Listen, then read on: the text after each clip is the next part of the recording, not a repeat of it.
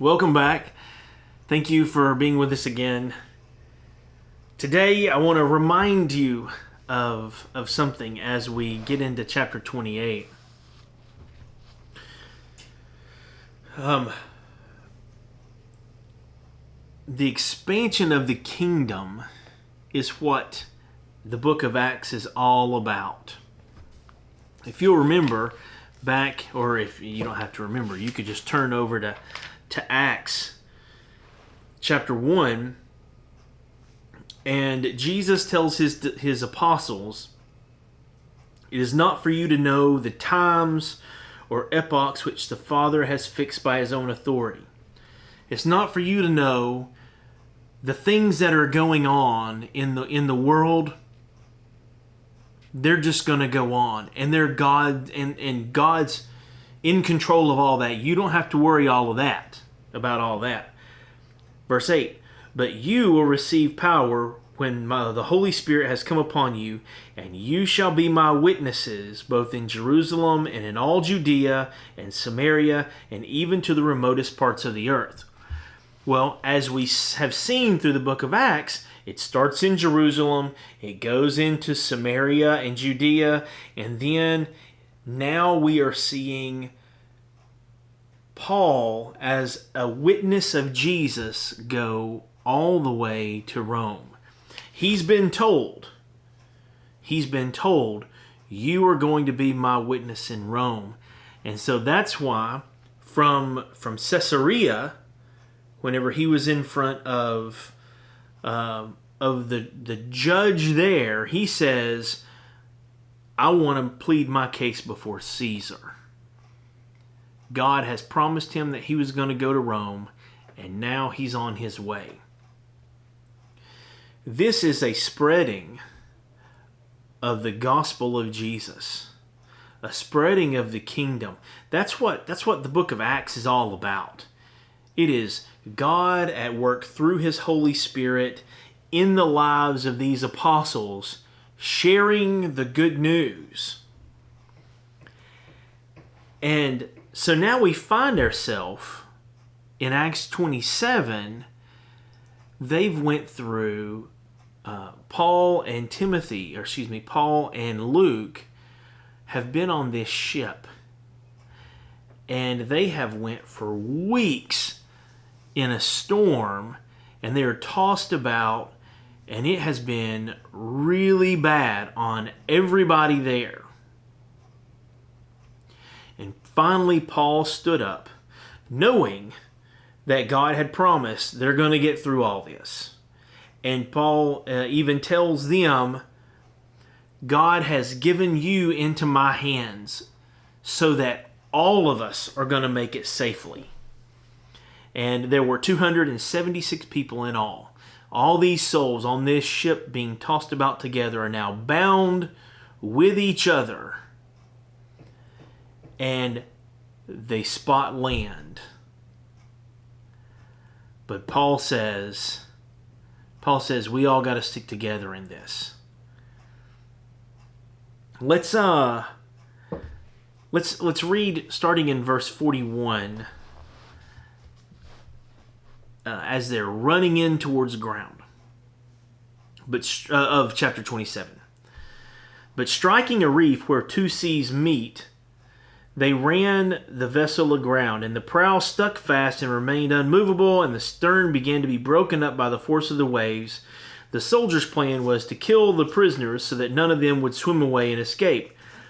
But the centurion, wanting to bring Paul safely through, kept them from their intention, and commanded that those who could swim should jump overboard first and get to land, and the rest should follow, some on planks and others on various things from the ship. And so it happened that they were all brought safely to land." 28 verse 1. "When they had been brought safely through." All right. Luke is on this ship. Paul is on this ship, as well as a couple of other brothers that that Paul has with him.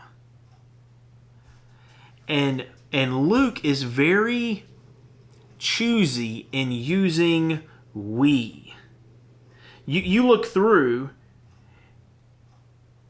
and verse 37 of chapter 27 is, all of us in the ship were 276 persons.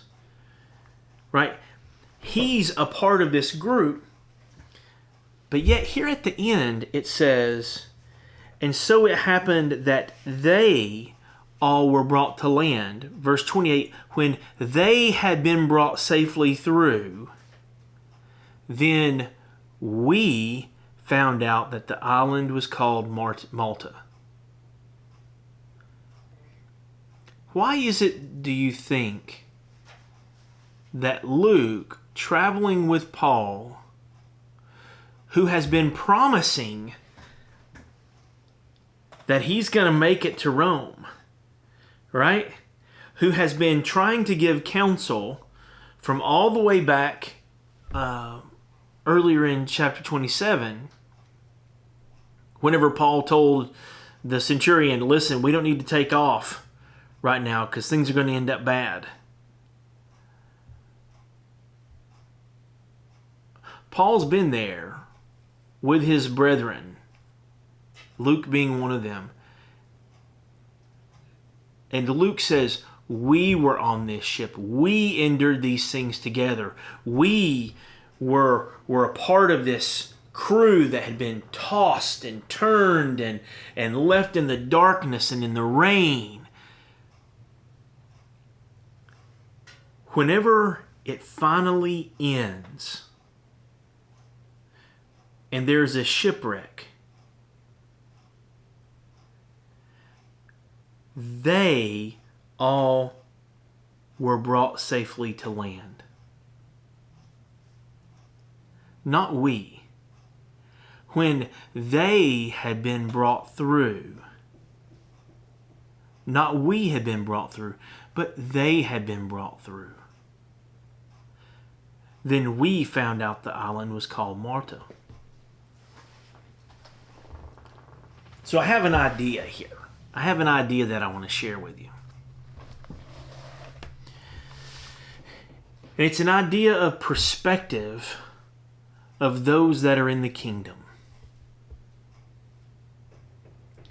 We look around us in this world, and if we were to use a storm on the sea as a metaphor, we have these storms all the time around us.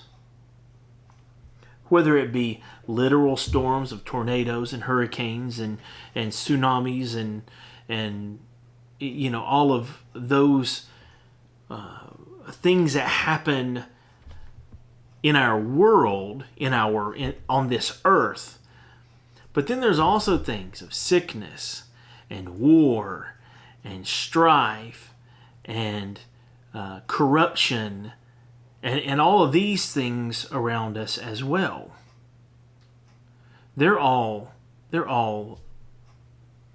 storms of life that we have going on around us.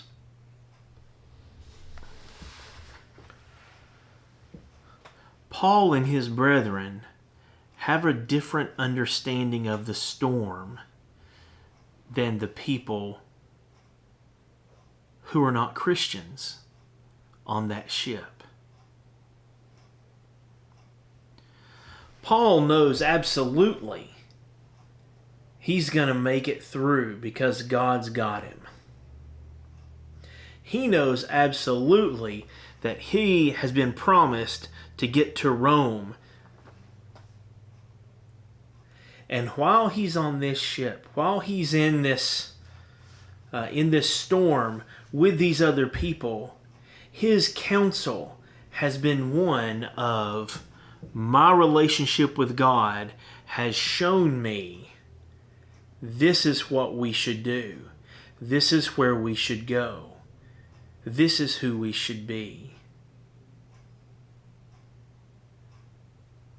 Are you listening? And in the times whenever they didn't listen, they end up getting into worse trouble. But even then, Paul says, you didn't listen to me before. Whenever I warned you about this storm that's going to come up, you didn't listen to me before. But now, I'm telling you again, please listen. We're all going to make it through this. But we have to be together. We have to be unified in this effort.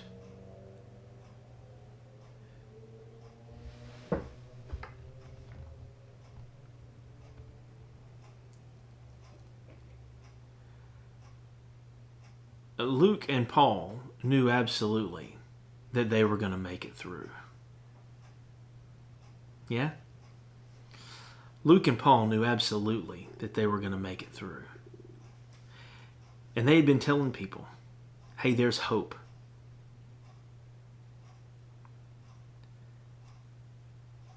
And so whenever Luke ends chapter 27 by saying, and it so happened that they all were brought safely to land, when they had been brought safely through. That's the perspective of those that were not believers in God, those that were not those that trusted in Jesus. And what happens is they now have a different perspective.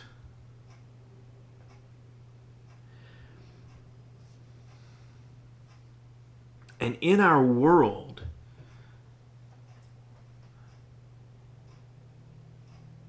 in the storms that we have going around us now,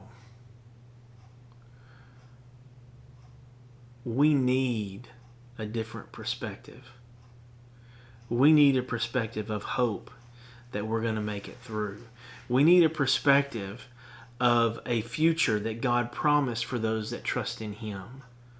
We need a perspective of kingdom people who spread the kingdom message with our lives, with our words, with our actions, with everything that who we are. We're sharing that with the people who are in this storm around us, and let them know we are in a storm, but you can make it through it.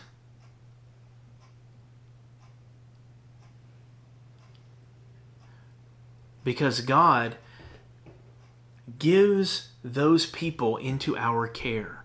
Look at it this way. Every person that you come into contact with,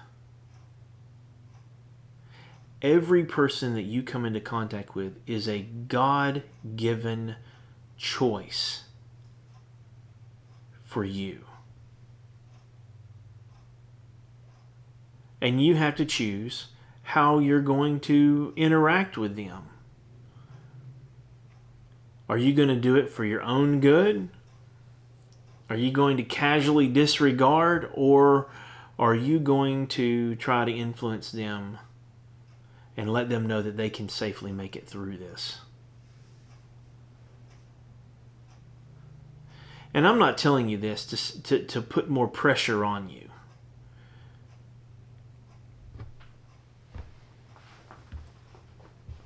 The reason I'm saying this is because I don't take advantage of those things as often as what I should. Jesus said, let your light shine before men, that they may see your good works and glorify your Father which is in heaven. That God working through you sheds this light and it affects people. But you got to let them know that the goodness coming from you is not about you. It's about God and God's promises that He's gonna get us through this.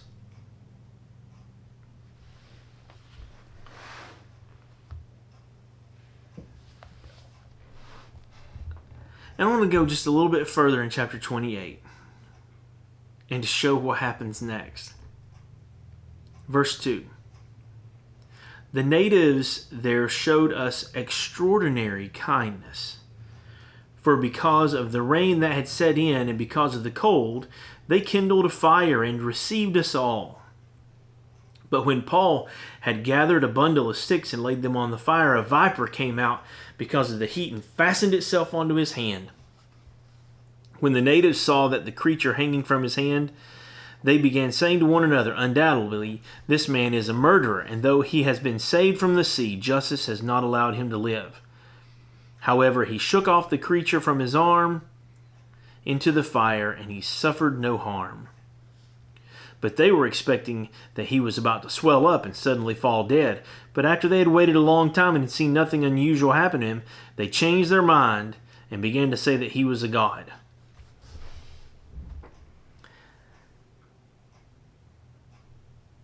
So, whenever Paul and the people who were shipwrecked were in their weakened state, they were not in a place of power. They were in a place of need.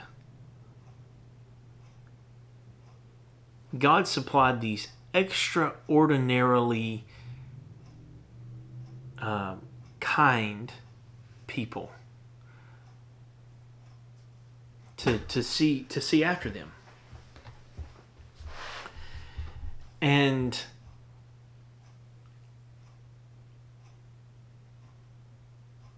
then Paul, yet again, was thrown into another test. That he had this snake bite him.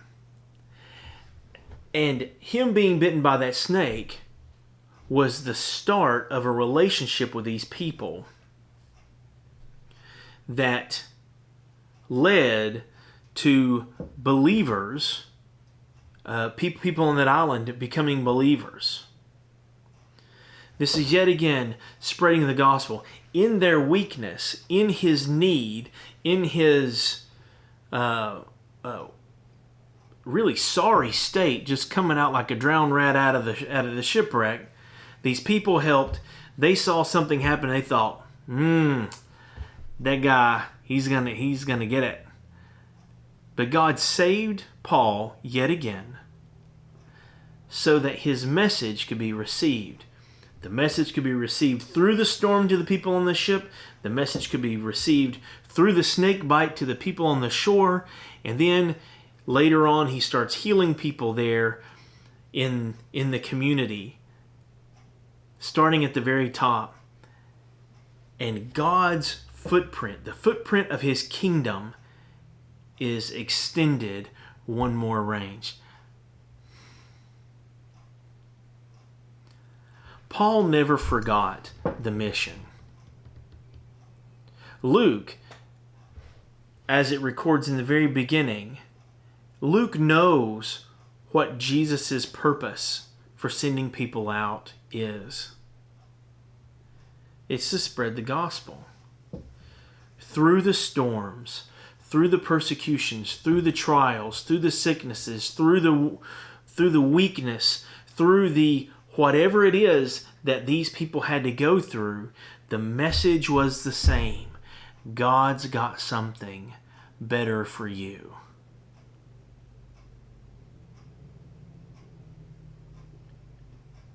Believe in Jesus.